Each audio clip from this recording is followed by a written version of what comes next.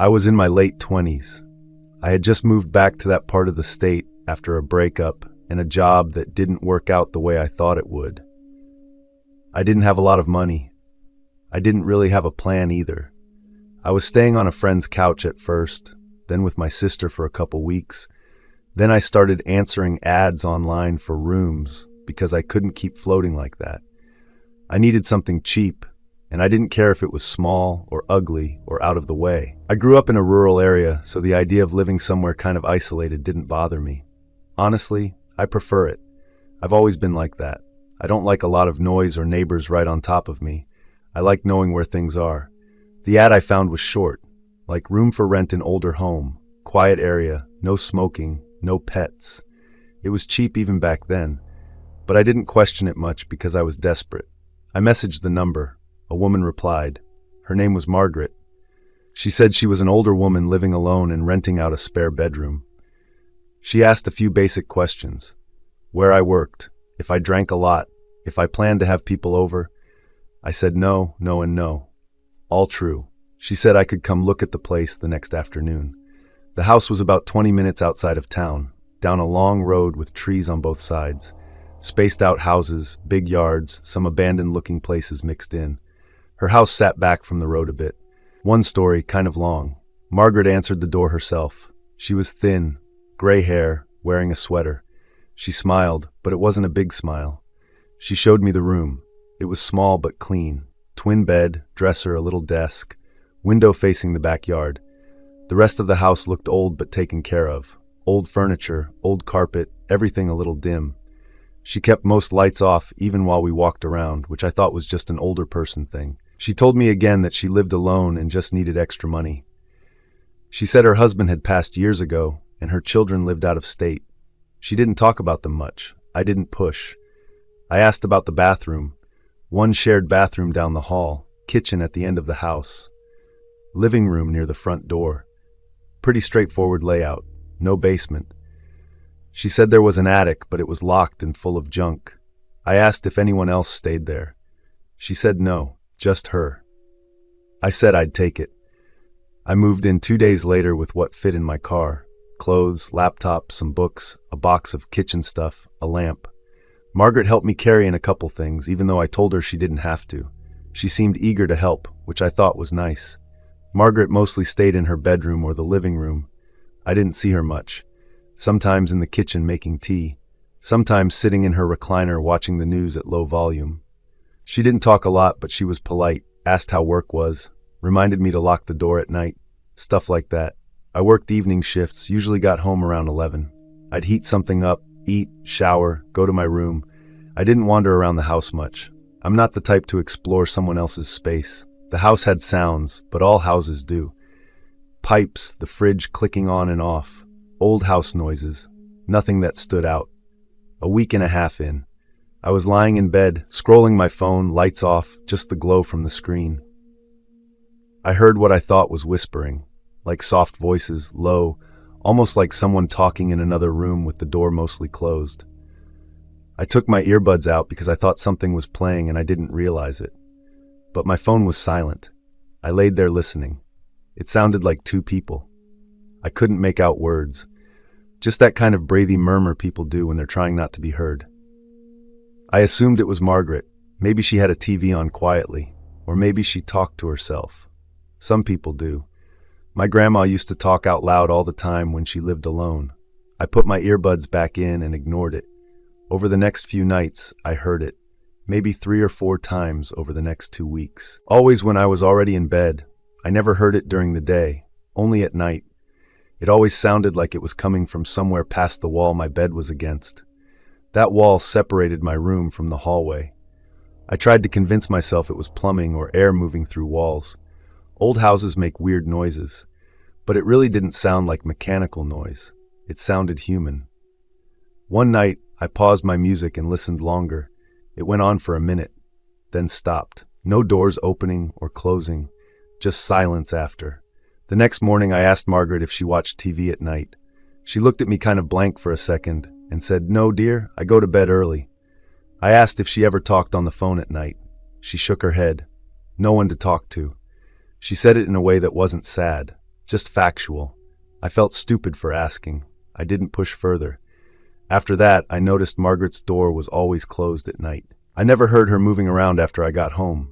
I never heard her in the kitchen late. In fact, I almost never heard her at night at all.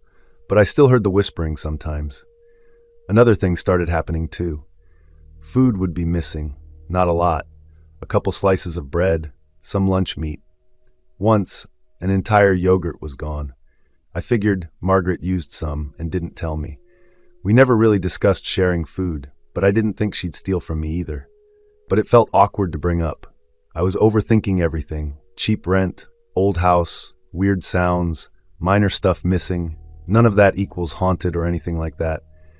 I don't even really believe in haunted houses. I didn't then, and I still don't, at least not in a movie way.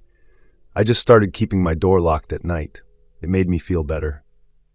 Another thing I noticed, and I don't know why I fixated on this, but the hallway felt different sometimes.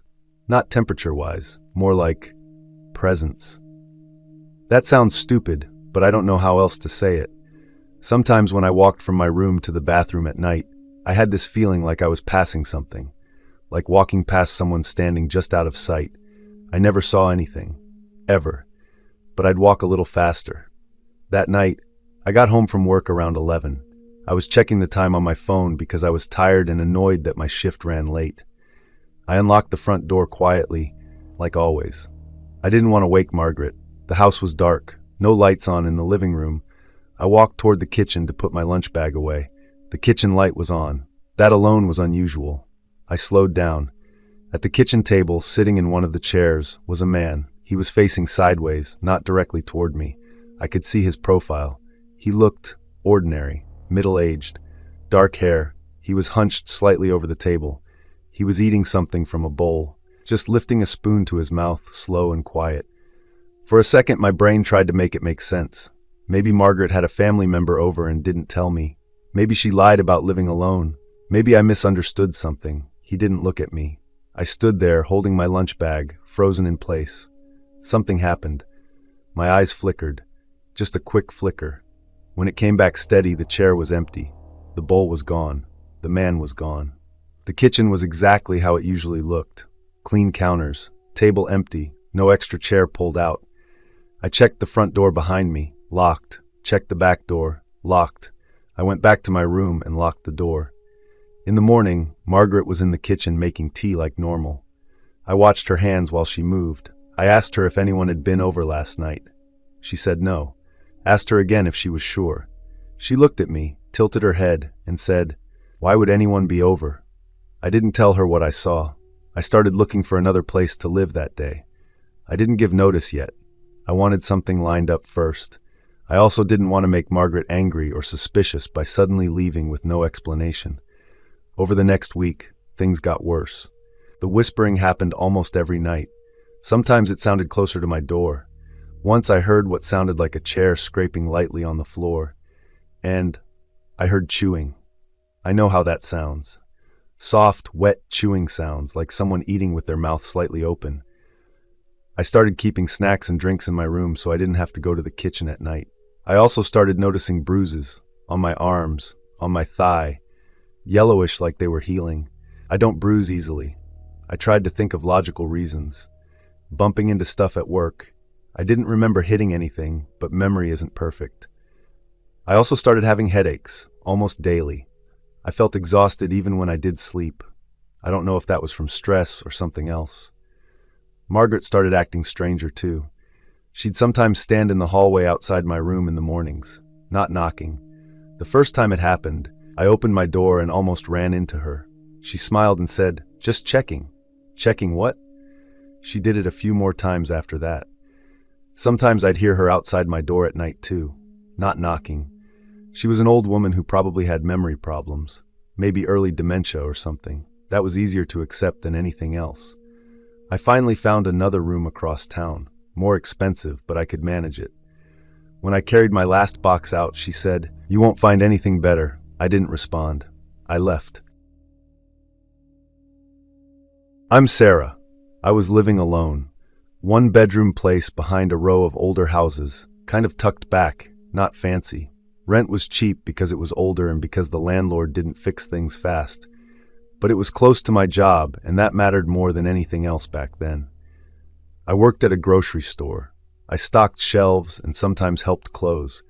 Most nights I didn't clock out until around midnight or a little after. By the time I got home, I was too tired to do much besides eat something dumb and go to sleep. I didn't have a washer or dryer in my unit. There was technically a hookup in the kitchen, but it had been capped off for years, and the landlord kept saying he'd get to it. So I used a laundromat about 5 minutes away by car. Most people went during the day. I went late, usually after work. It was quieter, and I didn't have to fight over machines. I'd been doing that for almost a year without anything happening. I'm saying all that because nothing about going there felt risky to me at the time. It was just part of my routine. Clock out, drive, wash clothes, go home. The week this started, I had these heavy curtains I wanted to clean. They were thick, like blackout curtains, and they'd started smelling weird. I think they picked up smoke from the old tenant or something. Plus I had a normal load of clothes. The curtains barely fit in my hamper. I remember struggling to drag the whole thing down the stairs. The laundromat had like 20 washers and 20 dryers, all lined up in rows, fluorescent lights, vending machines, a small bathroom. There were 3 other people inside. 2 women folding clothes together near the back, and 1 guy sitting in a chair scrolling on his phone. I picked a washer near the middle. I loaded my curtains and my clothes. I put detergent in. Started the machine. I went to sit down. About a minute later, the guy who had been sitting got up and walked over to the washers. He stood there for a second, looking down the row. Then he chose the washer directly next to mine. I noticed it, but I didn't think much about it. He didn't look at me. Didn't say anything, just loaded his stuff and started it.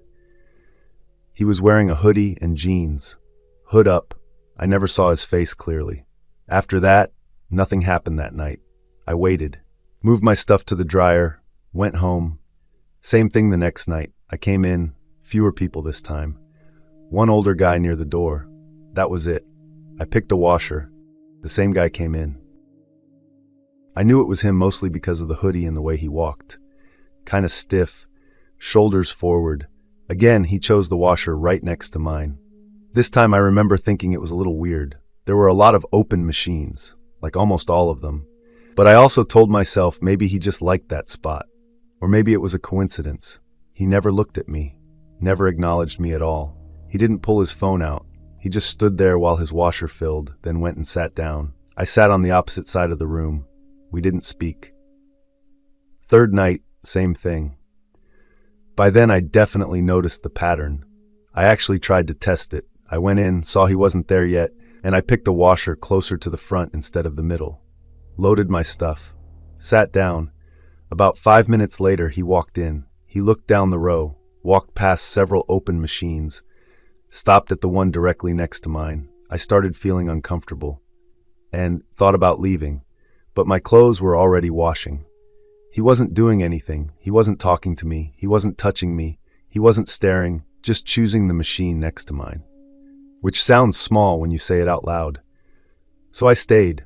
I started moving my laundry faster after that. I didn't scroll my phone as much. I watched the timers. I didn't wander around. I just wanted to get in and out. He kept coming on the same nights. Not every night, but often enough that I recognized him. Always the same clothes or similar. Dark hoodie, hat, sometimes gloves. He never folded his clothes there. He would move them to the dryer and then leave the building. I noticed that because I stayed. He never waited inside while they dried. That stuck with me, but again, I didn't have a clear reason why. It just felt off. About a week later, I had 1 load in the dryer, mostly work clothes and a few personal items. I sat in my car this time instead of inside. I'd started doing that because I didn't like sitting in there with him. I set a timer on my phone. When it went off, I went inside. I opened my dryer and started pulling things out. A shirt, pants, socks. I got to the bottom and realized some things weren't there, a couple specific items. I stood there staring into the dryer like maybe they were stuck behind something. Checked the lint trap area, checked the washer I had used, even though it didn't make sense. I went through my hamper in my car, thinking I never put them in. They weren't there either. I know what I brought with me. I always dumped the whole hamper in. It wasn't a huge number of things, and they were the kind of things you don't just misplace at a laundromat. I felt sick. I stood there for a long time, pretending to fold. My hands were shaking. Looked around the room. He wasn't there. That made it worse. I left without finishing folding, shoved everything into the hamper and drove home. The whole drive, my brain kept trying to explain it away. Maybe someone accidentally grabbed a couple things with their load. I didn't sleep, just kept replaying the way he always picked the machine next to mine. I kept thinking about how he never stayed while his clothes dried. I didn't go back to the laundromat for a few days, and that was it. So that night, I had just gotten home from work. I didn't go to the laundromat that night. I was tired and honestly kind of scared to. I showered, put on pajamas, locked my doors. My bedroom was at the back of the unit, one window facing the backyard. There was a wooden fence separating my yard from the neighbor's. The neighbor had a medium-sized dog that lived outside. It barked at squirrels, cats, random noises. I was used to it. I was sitting on my bed when the dog started barking. He kept going, longer than normal. Not playful barking, lower, faster. I stood up and walked to my window, pulled the curtain back a few inches. The backyard light was on. It wasn't very bright. I saw something near the fence, something moving closer. My brain tried to turn it into an animal, raccoon, stray cat, something like that. Then the shape stood up. It was a person. He was wearing dark clothes and a black face covering. Not like a medical mask, thicker, covering most of his face. He was standing right outside my window, so close that when he lifted his head I could see his eyes. My body didn't react right away. I stared. Then he reached out and grabbed the bottom of my window frame. I just screamed. He jerked his head up toward me. Then he did something I still think about a lot. He put his finger up to where his mouth would be, like telling me to be quiet. Then he started pulling at the window. My window wasn't locked. I hadn't locked it because I never opened it, and I honestly didn't think about it. It slid up a few inches. I ran to the front door and grabbed my phone off the table. Dialed 911. I was screaming and crying and saying someone was trying to get in. I could hear the dog still barking and then heard footsteps inside my bedroom. The dispatcher said officers were on the way. When the police arrived, they cleared the apartment. They found my bedroom window partially open. The screen was bent. There was a crack in the glass near the bottom corner. They didn't find anyone. They asked if I recognized the person. I told them about the guy at the laundromat, but didn't have a name. No clear face, nothing useful. I never got those missing items back. I can't prove the man at the laundromat and the man at my window were the same person. I didn't see his face either time, but in my head, they're the same. The timing, the pattern, the feeling I had before anything actually happened. I was living alone for the first time in my life. I'd just finally saved enough to get a one-bedroom rental. Suburban area, quiet streets. I worked mornings at an office. Nothing interesting. Phones, paperwork, computer screens, same schedule every weekday. Up at 6, out the door by 7:30, home a little after 5. Evenings I cooked something simple, watched shows, went to bed too late, repeated. It wasn't lonely in a sad way. I actually liked the quiet. I'd grown up in a loud house, brothers, dogs, constant noise. Being somewhere that stayed exactly the same all the time felt good. My phone number was new. I'd switched carriers when I moved because there was a deal, so only my parents, my sister, work, and a few friends had it at first. I didn't give it out much. At first it was just one call, unknown number. I let it ring. I usually don't answer numbers I don't recognize. They didn't leave a voicemail, so I forgot about it. The next day, same number. I answered that time. I said hello, and there was a man on the other end. Middle-aged, hard to place. Calm voice, not rushed, not angry. He said, "Are you ready yet?" I thought he had the wrong number. I told him that. He paused for a second like he was thinking. "Oh, sorry," he said, and hung up. That felt normal. People misdial. I didn't think about it again. 2 days later, the same number called. I didn't answer. Then it called again an hour later. I blocked it. That should have been the end. About a week went by before another unknown number called. Different number this time. Same area code, though. I answered because I was expecting a call from my dentist's office. Same voice. "Are you ready yet?" I didn't even say hello that time. I said, "You keep calling me. You have the wrong number." He didn't apologize this time. He said, "You sure about that?" I hung up and blocked that number too. That was the first moment where it stopped feeling like an accident. Like when you realize someone is looking at you from across a room. I told myself it was a scammer using different numbers, or some automated stuff. It didn't feel personal enough yet to be anything else. Another week passed. Then another call came. Different number again. I let it ring until it stopped. A minute later, it rang again. I answered because I was irritated. I said, "Stop calling this number." There was a pause, him breathing. Then he said, "Are you ready yet?" I don't know why that phrase bothered me so much compared to the first times. Maybe because he hadn't changed it at all. Same wording, same tone, like he was reading off something. I said, "Who is this?" "You know who this is," he said. That pissed me off. It sounded rehearsed, like something people say in movies, which made it feel stupid and creepy at the same time. I told him I was blocking him and to stop harassing me. He said, "Okay." Then he hung up. I blocked that number too. It sounded dumb. Some guy keeps asking if I'm ready. It felt like nothing. Annoying, but nothing. The calls stopped for almost 2 weeks, long enough that I forgot about them. Then one night I was sitting on my couch watching something on my phone. Hoodie on, blanket over my legs. Same position I sat in almost every night. My phone rang. Unknown number. I stared at it for a while before answering. I don't know what I expected, a different voice or silence. It was him. "Are you ready yet?" Something in me just snapped. I was tired of being messed with. I said, "Why do you keep calling me?" He didn't answer. Then he said, "Gray hoodie, hair up. You're sitting on the couch left side, blanket on your legs." I didn't breathe for a second, I don't think. My brain was trying to catch up. He kept talking. "Your TV's on, lamp by the window is off." My lamp was off. I hadn't turned it on that night because I planned to go to bed soon. I stood up so fast the blanket slid off me. I walked into the kitchen without hanging up. I don't know why I did that. Like changing rooms would change something. He said, "You going somewhere?" My hands were shaking. I almost dropped the phone. I finally said, "How can you see me?" He laughed, a soft little breathy laugh. "Relax," he said. "It's just a joke." I hung up. I didn't block the number. My hands were shaking too much to think straight. I locked my front door. Then I checked it. Then I locked it again. I locked the bedroom window. Bathroom window. Checked the back door even though I never use it. All locked. I turned on every light in the apartment. I didn't sleep, not even a little. Around 3 in the morning, my phone buzzed. Text message from the same number. "I told you it was a joke." I didn't respond. Another message. "You don't need to be scared." I turned my phone off. When the sun came up, I felt numb.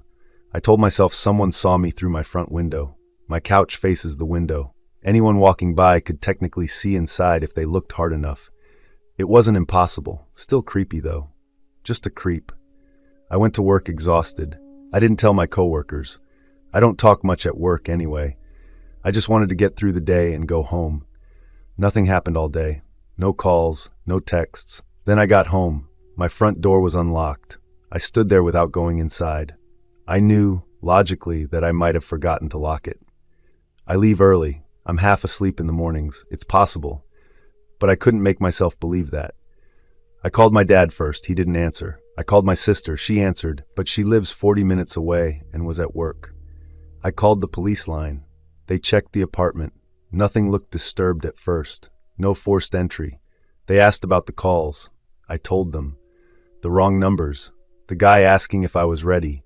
What he said about my clothes and where I was sitting. They said it sounded like someone had been watching me and trying to scare me. They were in my bedroom last. I stayed in the hallway while they went in. I don't know why, but I didn't want to stand in there with them. It felt stupid to admit, so I just leaned against the wall and pretended I was checking my phone. One of the officers said, "Hang on." The other officer called my name from inside the room. I walked in. I saw the wall next to my bed. There was red smeared across it. Smeared. Like someone had dipped their hand in something and dragged it across the wall in long streaks. My bed had it too, on the sheet, on the side of the mattress. It didn't look fresh wet, like tacky, half dry. They asked if that had been there before. I said no. They asked if I'd spilled anything. I said no. They searched the apartment again after that. Nothing. No one inside. No signs of someone still being there. No fingerprints they could find. No footprints. No explanation. They asked if I had enemies. I don't. They asked if anyone else had a key. No. They asked if I'd had anyone over recently. No. I packed a bag while they were still there. Went to my parents' house. The paint, it was some kind of red dye or paint mixture. They couldn't tell exactly what. Paint meant someone brought it with them. On purpose. I changed my phone number and never got another call.